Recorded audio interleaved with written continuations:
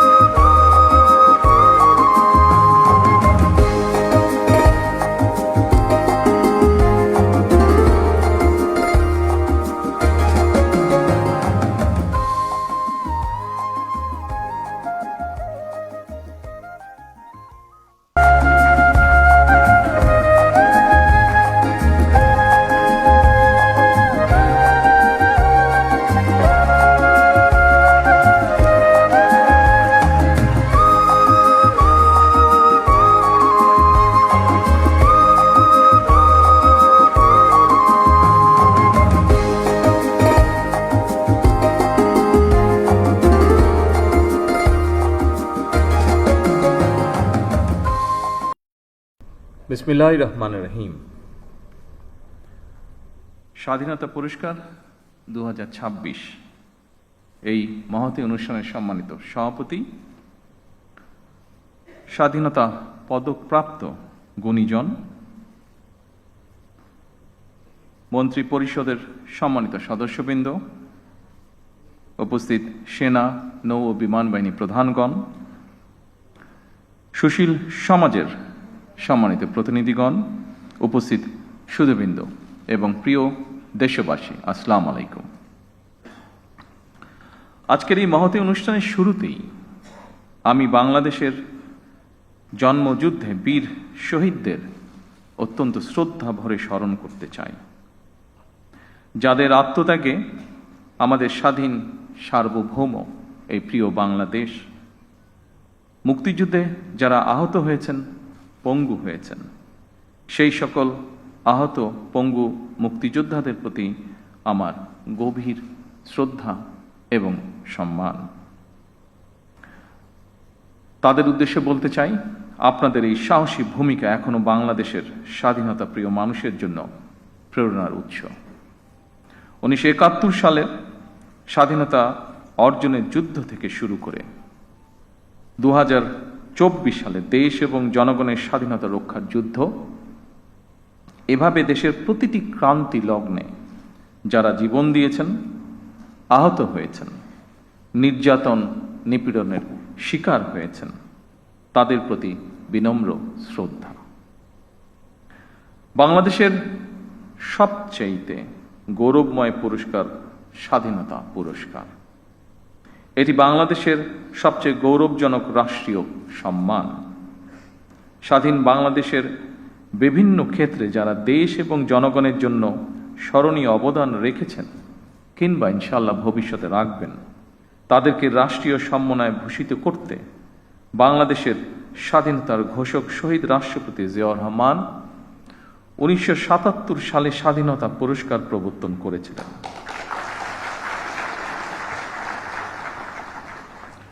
আজকের এই অনুষ্ঠানে আমি বাংলাদেশের স্বাধীনতার ঘোষক শহীদ রাষ্ট্রপতি জিয়াউর রহমান সহ স্বাধীনতা এবং মুক্তিযুদ্ধের ইতিহাসের সকল জাতীয় নেতার ভূমিকা এবং অবদানকে শ্রদ্ধা এবং ভালোবাসার সাথে স্মরণ করছি।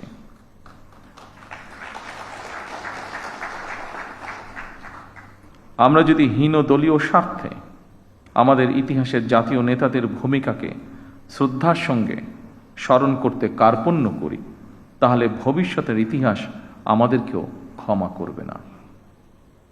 আমি বিশ্বাস করি ঐতিহাসিক সত্য মেনে নিতে দ্বিধাচিত্তে থাকা হীনমন্যতার পরিচয়। সম্মানিত উপস্থিতিবৃন্দ, স্বাধীনতা, মুক্তিযুদ্ধ, বিজ্ঞান ও প্রযুক্তি, চিকিৎসাবিদ্যা, শিক্ষা, সাহিত্য, সংস্কৃতি, ক্রীড়া, পল্লী উন্নয়ন, সমাজসেবা, জনসংখ্যা নিয়ন্ত্রণ, জনপ্রশাসন, গবেষণা ও প্রশিক্ষণ এবং অন্য কোনো ক্ষেত্রেও যারা গৌরবোজ্জ্বল ও কৃতিত্বপূর্ণ অবদান রেখেছেন এমন ব্যক্তি, গোষ্ঠী, প্রতিষ্ঠান এবং সংস্থাকে প্রতি বছর দেশের সর্বোচ্চ জাতীয় পুরস্কার স্বাধীনতা পুরস্কার ভূষিত করা হয়। চলতি বছর স্ব ক্ষেত্রে কৃতিত্বপূর্ণ অবদানের জন্য সরকার 15 জন বিশিষ্ট নাগরিক এবং 5টি প্রতিষ্ঠানকে স্বাধীনতা পুরস্কারে ভূষিত করেছে। দেশে গণতন্ত্র প্রতিষ্ঠা এবং নারী শিক্ষাসহ দেশ গঠনে অসামান্য অবদানের জন্য বেগম খালেদা জিয়াও এবছর মরণোত্তর স্বাধীনতা পুরস্কার পেয়েছেন। আরও কয়েকজন বিশিষ্ট নাগরিকের সাথে স্বাধীনতা পদক প্রাপ্ত সকল গুণীজন এবং প্রতিষ্ঠানকে আমি আমার নিজের এবং দেশ ও জনগণের পক্ষ থেকে আন্তরিক অভিনন্দন এবং মোবারকবাদ জানাই।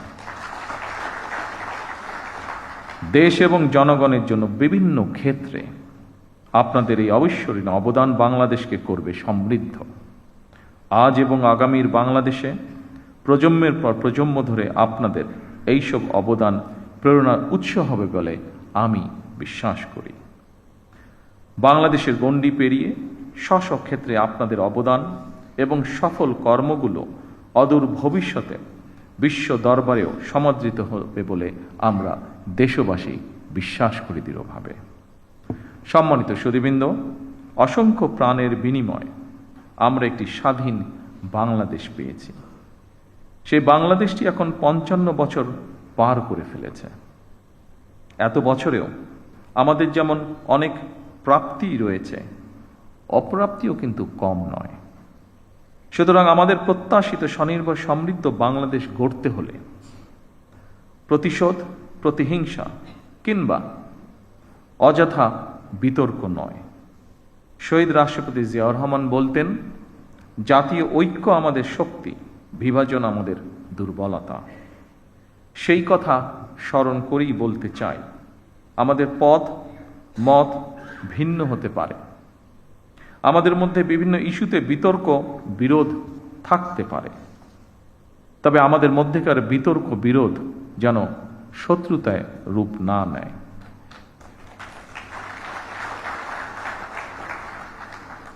দেশের স্বার্থে অবশ্যই সে ব্যাপারে আমাদের সবাইকে অত্যন্ত সতর্ক থাকা জরুরি, কারণ বাংলাদেশের স্বার্থ বিরোধী চক্র এখনো সুযোগের অপেক্ষায় রয়েছে। সম্মানিত সুধীবৃন্দ, সম্মানিত সভাপতি, দুর্নীতি দুঃশাসনে পর্যদস্ত একটি ভঙ্গুর অর্থনীতি, দুর্বল শাসন কাঠামো আর অবনতিশীল আইন শৃঙ্খলা পরিস্থিতির ভেতর দিয়ে নতুন সরকার যাত্রা শুরু করেছে। আইন শৃঙ্খলা পরিস্থিতির উন্নয়ন, দুর্নীতি নিয়ন্ত্রণের মাধ্যমে জনজীবনে শান্তি, নিরাপত্তা ফিরিয়ে আনাই হচ্ছে আমাদের সরকারের অন্যতম প্রধান অগ্রাধিকার। বাংলাদেশের বর্তমানে এক বিশাল সংখ্যক কর্মক্ষম জনগোষ্ঠী রয়েছে। কর্মক্ষম এই জনগোষ্ঠীর জন্য কর্মসংস্থান তৈরির এই মুহূর্তে হচ্ছে বড় চ্যালেঞ্জ। শুধু অর্থনীতি নয়, ফ্যাসিবাদী শাসন আমলে আমাদের শিক্ষা ব্যবস্থাও বিপর্যয়ে নেমে এসেছিল। এমনকি ইন্টারিম গভর্নমেন্টের সময়ও শিক্ষা ব্যবস্থায় শৃঙ্খলা ফেরেনি দুঃখজনকভাবে। বর্তমান প্রতিযোগিতামূলক বিশ্বে টিকে থাকতে হলে দেশের শিক্ষা ব্যবস্থাকে আধুনিক এবং অবশ্যই কর্মমুখী করতেই হবে। শিক্ষা ব্যবস্থাকে বাস্তবমুখী করার কাজটিও আমরা শুরু করেছি। দেশের অর্ধেকের বেশি নারী। নারীদের জন্য নিরাপদ বাংলাদেশ গড়ে তুলতে না পারলে আমাদের কোনো উদ্যোগই সহজে সফল হবে না। এভাবে প্রতিটি সেক্টরকে চিহ্নিত করে সরকার কর্মপরিকল্পনা বাস্তবায়নের কাজ এরই ভিতরে শুরু করেছে। জনগণের রাষ্ট্র পরিচালনার দায়িত্ব পাওয়ার আগেই আমরা বিস্তারিতভাবে দেশের জনগণের সামনে দলীয় ইশতেহার ঘোষণা করেছিলাম। রাষ্ট্র মেরামতের অঙ্গীকার নিয়ে আমরা প্রকাশ্যে জুলাই সনদ বাস্তবায়নের জন্য স্বাক্ষরও করেছিলাম। জনগণ আমাদের প্রতিটি অঙ্গীকারের পক্ষে সমর্থন জানিয়েছেন। এবার আমাদের অঙ্গীকার বাস্তবায়নের পালা। সম্মানিত সকল উপস্থিতিবৃন্দ, আমরা ইতিমধ্যেই জনগণের সামনে দেওয়া অঙ্গীকার বাস্তবায়নের কাজ শুরু করেছি। আমরা দলীয় ইশতেহারে এবং স্বাক্ষরিত জুলাই সনদের প্রতিটি দফা, প্রতিটি অঙ্গীকার অক্ষরে অক্ষরে পালন করব ইনশাআল্লাহ।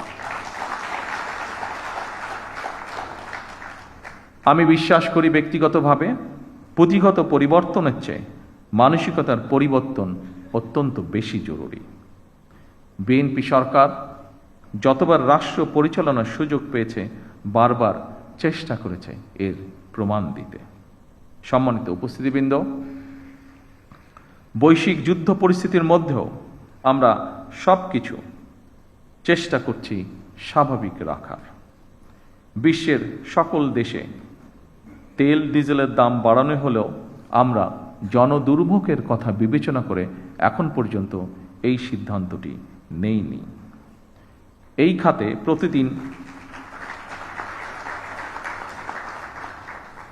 খাতে প্রতিদিন শত শত কোটি টাকা ভর্তুকি দিয়ে হলেও সরকার চেষ্টা করছে আন্তরিকভাবে পরিস্থিতি স্বাভাবিক রাখার। জনগণের সুবিধা নিশ্চিত রাখতে সরকার সম্ভাব্য সকল প্রকার প্রচেষ্টা অব্যাহত রেখেছে। কারণ বর্তমান সরকার জনগণের দ্বারা নির্বাচিত একটি সরকার। বর্তমান সরকার জনগণের কাছে দায়বদ্ধ সরকার। সম্মানিত উপস্থিতিবৃন্দ, প্রিয় সাংবাদিক ভাইরা, আমি আশ্বস্ত করতে চাই জনগণের বিচলিত হওয়ার কোনো কারণ নেই। তবে আমরা যদি সকলেই রাষ্ট্রীয় আচার অনুষ্ঠানে বাহুল্যের বর্জন, এমনকি পারিবারিক পর্যায়েও যদি অমিতব্যয়িতা পরিহার করি, তার জন্য আমি দেশের সকল মানুষকে অনুরোধ জানাচ্ছি। সম্মানিত সুধীবৃন্দ,